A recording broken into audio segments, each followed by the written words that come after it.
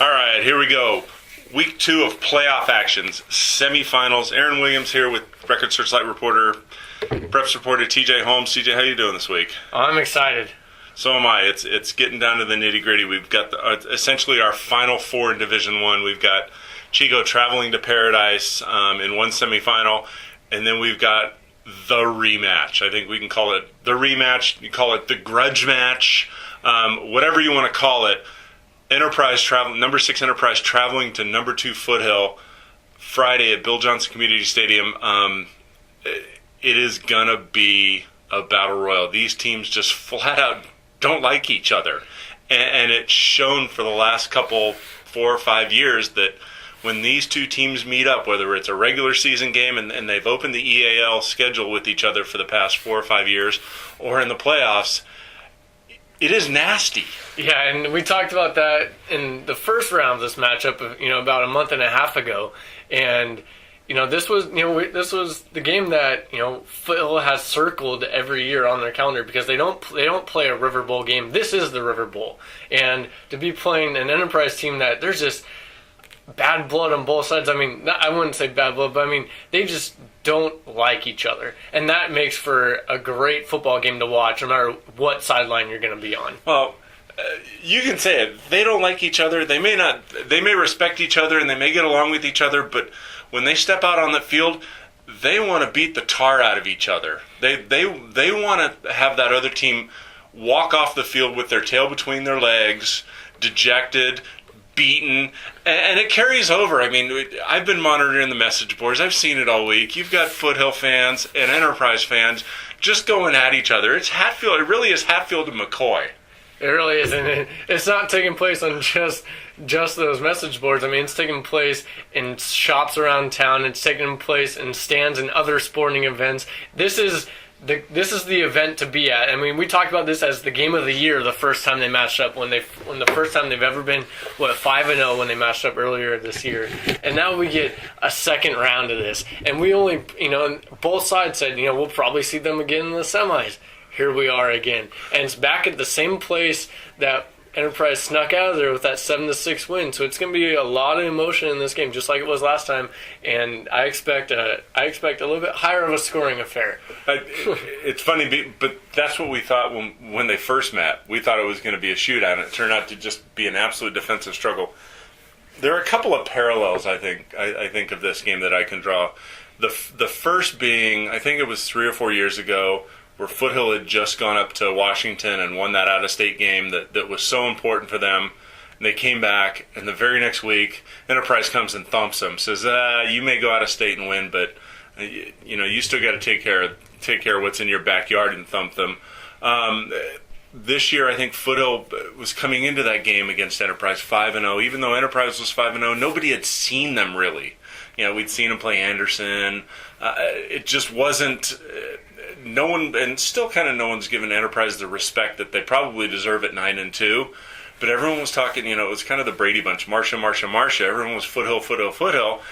And although Enterprise wasn't as impressive statistically as Foothill was in that first round matchup, Enterprise walks out with a win, and that's all that mattered. Yeah, and I talked to Brian Hamilton last night. He said, people can say all they want, but I tell our kids, the only thing that matters is that what that scoreboard says at the end of 48 minutes, and that's what they talked about. Enterprise may not have been pretty this year. They may not have been the prettiest team to get to that 9-2 record. I mean, heck, they even have a 6 seed because they lost two league games. But they've gotten the job done when it matters. It may have been close games that they've pulled out, but that's what this team has been on all year, is that they've faced that adversity. They know how to play late. They know how to play in tight, close games. They know they're ready for the play call. They're ready to show it up on the field, and that's how I kind of give them the edge in this one for that reason, that Foothill hasn't really played in those close games. Just that game against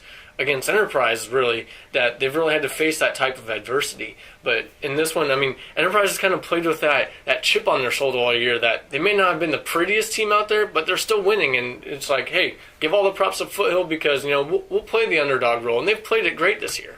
Yeah, the other parallel that I draw is from last year. And we both saw that monumental Shasta Foothill game in the regular season, and then 33-31, Foothill pulls it out improbably, coming back in the fourth quarter like they did, and then comes and absolutely thump Shasta in the playoffs. And I'm not sure that that's going to happen. I'm not sure one team is going to thump another in this rematch, but it's interesting to note that for 2 years in a row now, we've got kind of Foothill in that grudge match rematch mode. Last year they were able to get that victory, the come from behind victory. This year they limp out with the loss. It's going to be interesting, and you touched on it for me is I've as happens every week. I'm sure people come up to you and they, who you got, what do you think, and it's kind of becoming cliche for me. It's like I can break this game down and tell you 100 ways why Foothill's going to win, and then I can tell you 100 ways why Enterprise is going to win. I think the conventional wisdom coming in says, Foothill's just got too much. They've got offensive weapons, they've got defensive ability. Addison Gillum's back. They just look on paper to be the stronger team. But every time I start to think that, TJ, I stop and I think, no one has given Enterprise an ounce of credit all year long. And every time you bet against them, that seems to make them stronger. Yeah, and I completely agree with you on that. Is Foothill, like on paper, we talked about this a month ago or so, that on paper Foothill should have blown Enterprise out. I mean, I know Enterprise is 5-0 and everything, but I mean, you look at just the weapons that Foothill has. And now with Gillum back, Brian Hamilton said that he's going to be a huge part in the running game this week, and obviously he's going to be at force on defense. He's going to be at full strength for, the first time since week 3 or so. So, you kind of expect that, but no one's really given Enterprise that chance. And yet, like you said, you kind of think about both sides. I think of a ton of reasons why Foothill can win. And then at the same time I go, well, look what Enterprise has. I mean, they don't turn the ball over. They pound the ball, and they've been doing that with their I formation lately. And huge credit to the nasty guy in there that's getting all the dirty work, and fullback Joe Dempsey. He's not getting enough credit for the blocks he's letting Brad Woods and creating those holes that he runs through there. So, I mean, you look at them, they don't turn the ball over. They make the other team turn the ball over, and they capitalize. Exactly. I mean, I could go down the line for Foothill. Tucker Wilson, phenomenal quarterback. Cooper J, world-class receiver. You got Slayton, then add Gillum into the mix. You've got Barber. They've got all the offensive weapons that I think that you need to make a section title run. But then I look and it's like you've got Alex Henderson, who isn't flashy, probably wouldn't win a 200-meter race against most people, but he'll run you over. You've got Brad Woods, who seems to be getting better as the seasons progress. Weeks 8, 9, 10, he is simply just flat out dominated. And then you look at the receivers they've got. Travis Hall's turned into a go-to big game type guy. You've got Saleh that's able to run the fly sweep with anybody. And then you throw Taylor Hangley into the mix and Brock Barr. Not even to mention Kodiak Aravis catches balls as well. He catches, not a lot, but he draws some attention. Exactly, and then you look on the other side, you've got that linebacking core of Enterprise, and so I can sit here and talk till I'm blue in the face why I think Foothill can go 45-10 on Enterprise, and then I look and it's like, well, could be the other way. I could see Enterprise going 33-31 on them. It's just, and to me that's what makes the playoffs so exciting. You've got two teams here that I think either one of these teams can win the section title. I think, you're looking at semifinal matchup, and no disrespect to Paradise or Chico, I think this Foothill Enterprise would be a phenomenal section title matchup. I mean, it's you've got everything. You've got everything. You've got good offenses, good defenses. You've got a kind of a grudge match, we don't like you mentality. And the one point, the thing about Enterprise, and it kind of makes me laugh, is the no one respects them factor. All year long they've kind of been like your pesty little brother. You're a couple years older than him, and you go out and you play basketball or whatever with him, and you're schooling him, and slowly he starts scoring on you, and then before long you look up and he's beating you, and you're like, how did this happen? And that's kind of that role that they've been playing. You don't want to respect me, fine. I'll just go out and I'll work hard and I'll do it on the field.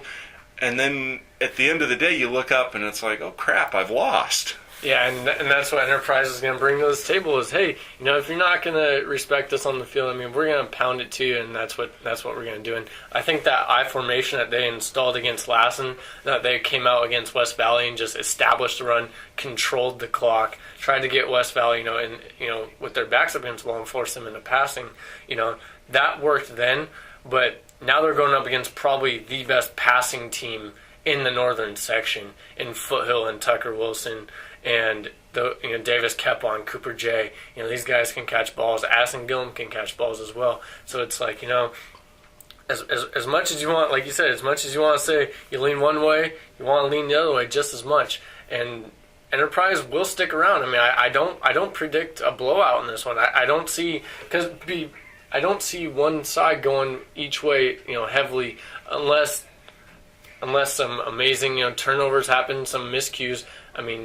Like we talked about a month or so ago, Foothill had 5 turnovers and they left about 17 points up on the board, and that game could have been a little bit different, but Enterprise walked out of there with the win, and that's the one that mattered. I think if you're Enterprise, though, and talking to Trueblood before that West Valley game last week, he said what we want to do is run the ball, and they were able to control the clock for the longest time. And I think if Foothill goes up big early, they're going to have to abandon that, and we've seen the ability of Enterprise to be able to throw and come back in the River Bowl. However, I think Foothill's secondary and linebacking core is a step up above Shasta, and so I don't think that if Enterprise gets behind early and has to go to that passing game, that puts them, I think, at a slight disadvantage, because Foothill secondary is not going to let them come back from 21 points the way Shasta's did.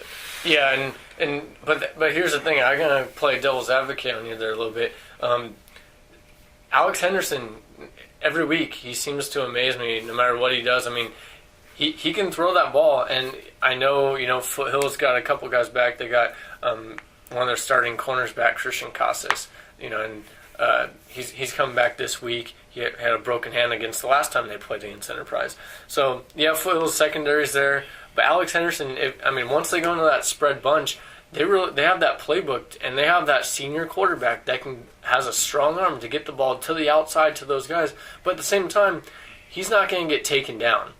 You're going to have to get 3 guys to pull him down, as he showed in the last game when he was getting sacked on that 4th and 10, pulls out of it, rolls out, throws that back end zone touchdown, and that's just what Alex Henderson does. That every week he just seems to just make plays.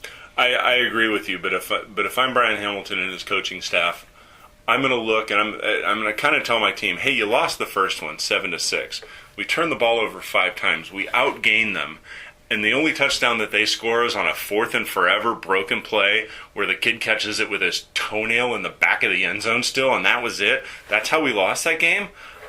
I'm not okay with losing that game, but if that's the yardstick and that's the measurement that we have to overcome, I feel pretty confident. I would feel more confident being on Foothill's side than Enterprise's side going in this game because of what you just said there. I'd rather, you did lose, and that's always a killer. You never want to lose a game. But to know that you did all those things wrong and you did all those things right and you still came out 1 point, on the other side, is that you have to feel more confident that that's most likely not going to happen again. You're not going to missed extra point. Missed extra point, which is almost automatic for Shane Bullard. That's his first missed extra point in 2 years, or maybe second missed extra point in 2 years. So it's like you've had those bad breaks happen to you. Now you take that adversity that you had, and now you rebound from that. And it's better than Enterprise, like, oh man, we kind of snuck out of there. We didn't play great at all. So it's like you kind of have that confidence of Foothill saying, we played great, we just didn't make those plays. And Enterprise, it kind of seems the exact opposite. And I also think if you're Foothill, you look to last week where at times Enterprise looked like they were going to pull away and it was just going to be a boat race. But West Valley hung in there, and West Valley without a passing game, to be honest, without a real passing game threat, hung there and lost 41-34 to Enterprise. They were driving when that final fumble happened, and if I'm Foothill, I'm going, all right, Yeah, you let West Valley score 34 on you. I'm sure we can do better. And at the same time, I'm Enterprise, and I'm going, keep thinking. And if I'm Darren Trueblood and those Enterprise coaches, that's what I'm telling my players.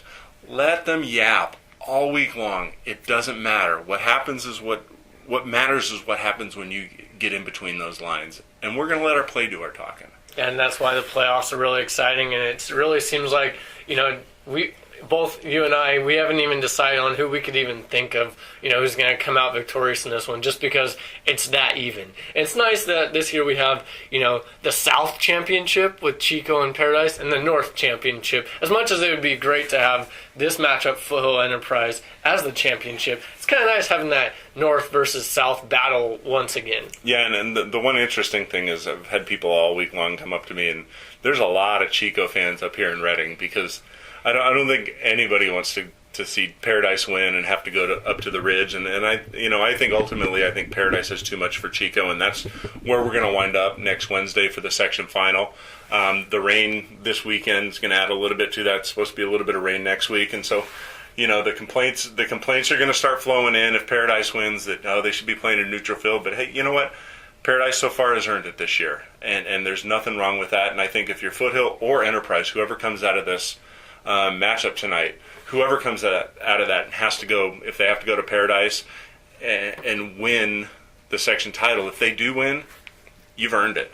And you can hang your hat on that fact. And that's what they're going to have to do is, they played the hand that was dealt to them. They played to their fullest ability with a 1-point loss to Shasta in overtime, and on a mixed extra point. So, and Paradise is going to be fighting for everything they have. They're going to have to go up against a strong Chico team that can put points on the board. They've shown it all year that they could do that. So it's going to be interesting to see who kind of comes out of that one, and we might be heading down to Paradise. Definitely will. I will be calling the game on Fox Sports Radio 1670. You'll be there with Greg Barnett, I believe, doing your usual Friday night thing. Story photos will be up on Reading.com that night. Check the Record Searchlight out on Saturday for all the action, including Trinity. That's going to be an interesting match there, too. In D3, number 5 Trinity goes down to number 1 Durham. They got quarterback Austin Weisinger back from a broken ankle that he played 6 games on this year, and was one of the main reasons why Trinity lost that game to Durham the first time. That'll be interesting. Got Fall River as well. They shocked number 2 Chester last week. They're moving on. So playoff action is where it's at. If you can get out to the games, it's going to be cold. It's going to be a little wet, but it's definitely worthwhile. If not, listen to me on the radio. But check it all out in the Record Searchlight Friday night and Saturday. We'll see you there.